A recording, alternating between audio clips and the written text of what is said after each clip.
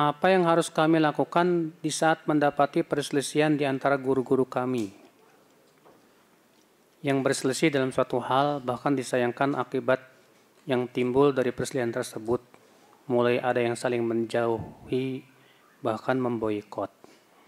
Saudaraku, kalau itu perselisihan dalam masalah akidah, yang itu sudah jelas ijma' seluruh ulama, di mana yang satu tidak mau ngikutin akidah Ahlussunnah, yang satu tetap berpegang kepada akidah Ahlussunnah, maka antum nggak boleh berguru orang yang tidak mau ngikutin akidah yang benar.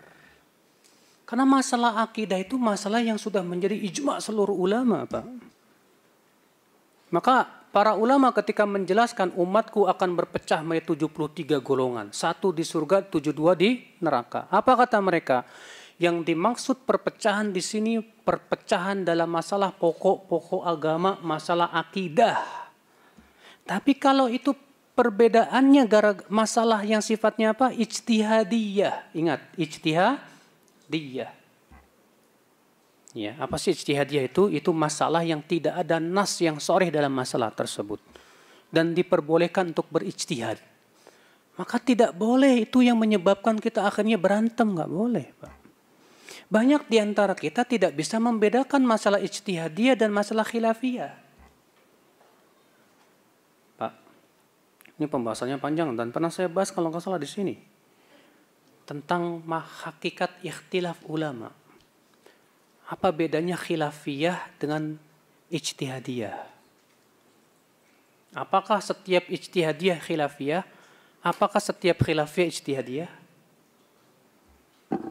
Iya, itu pembahasannya sebetulnya sudah pernah saya bahas. Iya. Yang jelas secara ringkas saja, ijtihadiyah itu adalah perkara-perkara yang memang tidak ada nas yang jelas dan tegas dalam permasalahan itu dan diperbolehkan untuk berijtihad. Adapun khilafiyah adalah perkara yang diperselisihkan, tapi tidak setiap yang diperselisihkan bisa diterima dalam syariat. Contoh, perbedaan antara Ahlussunnah dengan Mu'tazilah berselisih dalam banyak perkara masalah akidah, tapi itu perselisihan yang tidak boleh diterima. Karena Mu'tazilah menyimpang. Mu'tazilah mengatakan akal lebih tinggi dari dalil. Mana bisa diterima pemahaman seperti itu, Pak? Mu'tazilah mengatakan Al-Quran makhluk. Tidak mungkin bisa diterima karena seluruh ulama sepakat bahwa Al-Quran bukan makhluk. Itu firman-firman Allah Subhanahu wa ta'ala. Masalah yang sifatnya akidah, yang itu landasan Islam dan pokok-pokok Islam yang sudah menjadi ijma' para ulama, tidak diperkenankan kita untuk menyelisihinya. Kalau ada yang menyelisihinya, maka dia telah sesat jalan. Ya. Jadi perbedaan antara ustadz tersebut masalah apa dulu nih? Kalau masalah ijtihadiyah biasa terjadi, Pak. Cuma masalahnya murid-muridnya aja yang blow on. Yang bikin ribut tuh murid-muridnya. Karena sebetulnya itu masalah ijtihadiyah. Ustadz ini berpendapat begini, ustadz ini kemudian yang di bawahnya yang ribut tuh. Dianggap itu masalah apa? Pokok yang tidak boleh diselisihi. Pokoknya yang dikatakan ustadz saya sejajar dengan wahyu. Dia tidak mengatakan begitu, tapi secara perbuatan begitu.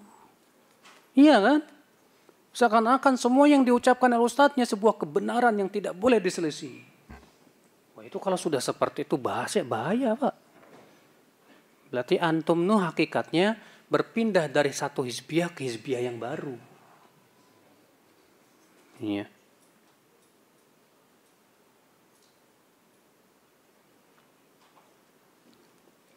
Bagaimana menyikapi saudara-saudara kita yang tampil di media sana?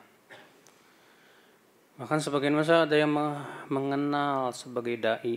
Saudara-saudara tersebut di dalam materinya gemar berceritakan dosa-dosa masa lalunya. Dan hal tersebut bisa dijadikan bahan untuk motivasi anak-anak yang mau hijrah. Dibolehkan atau tidak? Menceritakan tentang pengalaman buruk kita, dosa kita yang lalu, boleh sekali-kali. Jangan jadikan kebiasaan. Dalilnya hadis tentang 3 orang yang tidak ikut perang Mu'tah. Di antaranya siapa? Siapa namanya? Hah? Ka'ab bin Malik. Cerita beliau tentang kisah dulu beliau nggak ikut sampai kemudian beliau dapat taubat, diberikan taubat oleh Allah. Itu Pak, dari kisah itu para ulama mengambil puluhan manfaat. Ya. Kalau memang antum cerita kepada orang-orang yang awam supaya dijadikan ibroh dan pelajaran, silahkan. Tapi jangan jadi kebiasaan. Sebab kalau antum jadi kebiasaan, lama-lama antum jadi bangga. Dulu saya pernah begini loh. Itu bisa merusak taubatnya loh. Yang kedua, sama saja menebar aib sendiri. Sementara konsekuensi dari orang yang menyesali dosa itu, dia merasa malu ketika mengingat apa? Dosanya. Tapi ini kok sudah tidak merasa malu lagi, hati-hati.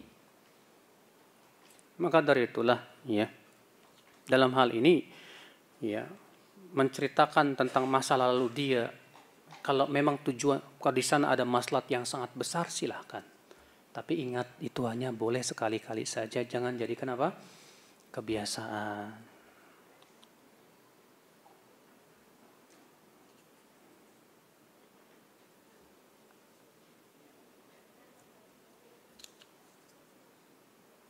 Bagaimana menyikapi sebagian manusia menganggap bahwa masjid serta nyanyian-nyanyian positif itu dibolehkan di tengah manusia?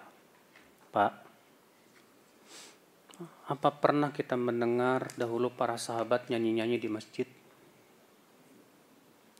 Para tabi'in, para tabi'ut tabi'in. Disebutkan dalam riwayat Abu Daud, Pak. Rasulullah SAW masuk ke dalam masjid. Rupanya para sahabat masing-masing sedang sholat sunnah dan mengeraskan bacaannya. Apa kata Rasulullah, Pak? Kata Rasulullah apa? Ala inna kullakum munajin rabbah, fala yajhar ba'dukum ala ba'din biqira'atih. Ketahuilah sekalian ini masing-masing sedang bermunajat kepada Rabbnya. Maka janganlah sebagian kalian mengeraskan suaranya dengan bacaannya tersebut mengganggu saudaranya. Lihat Pak, kalau kita mengeraskan bacaan Al-Quran saja bisa mengganggu saudara kita yang sedang sholat, itu nggak boleh dalam syariat. Nggak boleh. Itu yang dibaca Al-Quran loh Pak.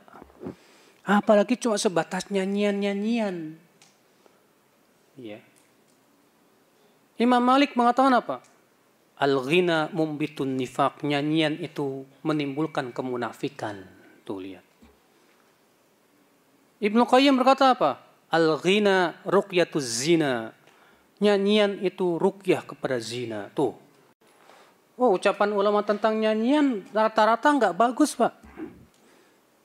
Ibnu Mas'ud ketika menafsirkan firman Allah, wa minan nasi may yashtari lahwal hadithi liyudhilla an sabilillah. Di antara manusia ada yang membeli lahwal hadis, ucapan yang sia-sia, untuk menyesatkan manusia dari jalan Allah. Apa kata Mas'ud? Demi Allah, yang dimaksud ayat itu adalah nyanyian. 3 kali beliau bersumpah, demi Allah.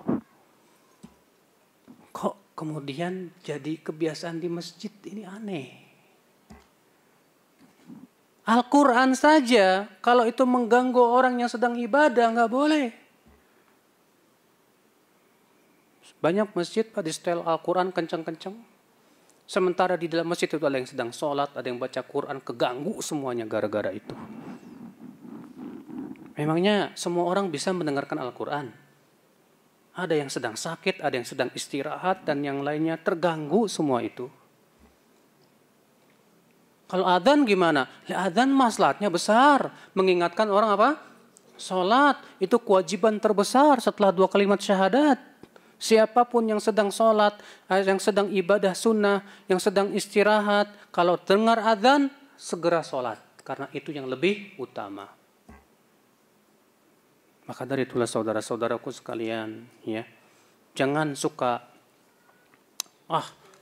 biar orang dengar semua bacaan Al-Quran. Biar mereka nggak lalai.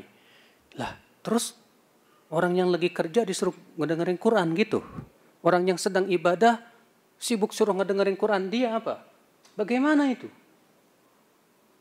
Gak bisa saudaraku sekalian. adabnya kalau dibacakan Al-Quran, dengar dan diam. Jadi gara-gara dia tuh baca Quran keras-keras, semua orang suruh dengar dan diam. Sulit, Pak. Maka dari itulah saudaraku sekalian, ini ya sikap-sikap egois di zaman sekarang, lalu kemudian mencari berbagai macam pembenaran demi untuk membenarkan sikapnya yang sebetulnya sudah sangat jelas-jelas bertabrakan dengan dalil dari Rasulullah SAW dan kaidah-kaidah syariat. Ya. Fa'allahul musta'an.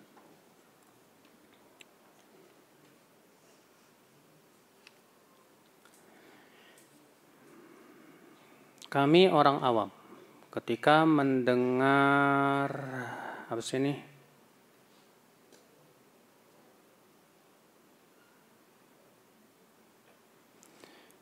Taklim di berbagai macam tempat, kita melihat mereka saling merasa benar, Ustadz. Emang ada gitu orang yang merasa sesat?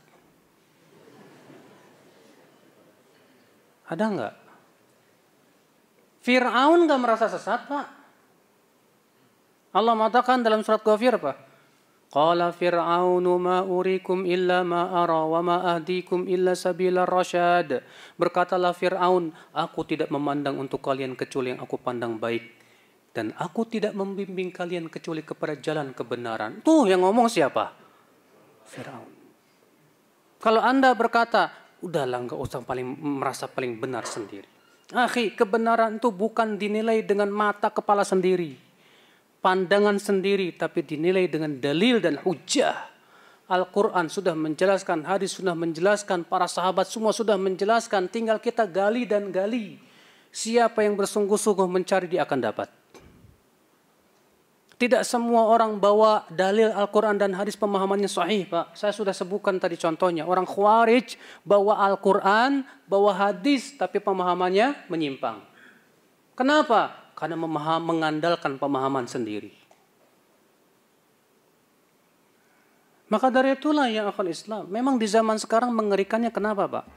Mengerikannya karena ilmu kita sedikit, syubhat terlalu banyak, sehingga mata kita terhalang untuk melihat kebenaran. Di saat itu kita bingung dan bimbang. Di saat bimbang nggak ada kesungguhan mencari kebenaran. Akhirnya apa? Akhirnya dia mencetuskan ucapan, udahlah jangan merasa paling benar sendiri. Padahal sebetulnya lagi bingung. Wallahi, kalau dia nggak bingung dan tahu ini hak ini batil, dia nggak akan mengucapkan seperti itu. Nggak bakalan.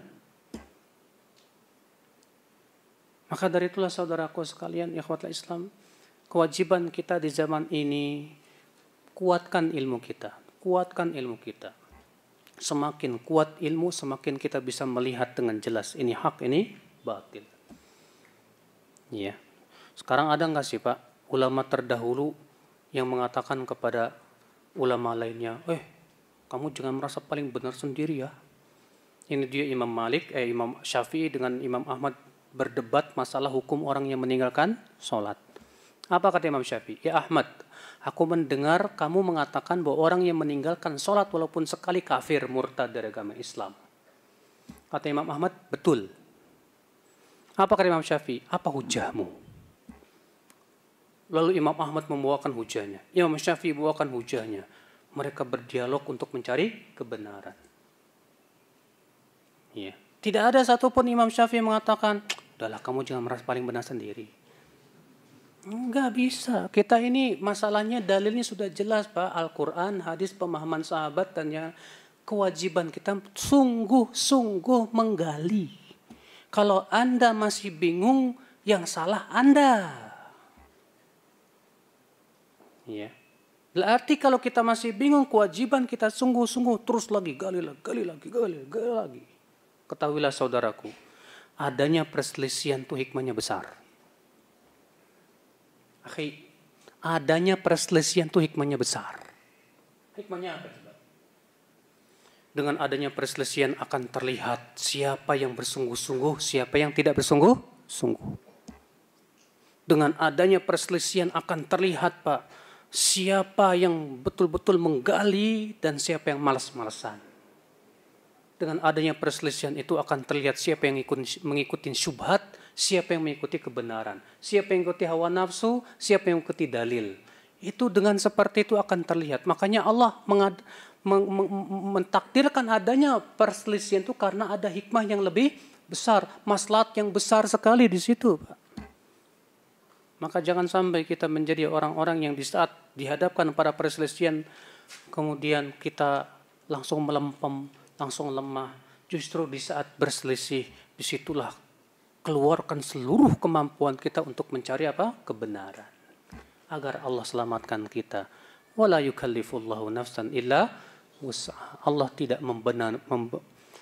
tidak membebani jiwa kecuali sesuai dengan apa? Kemampuan.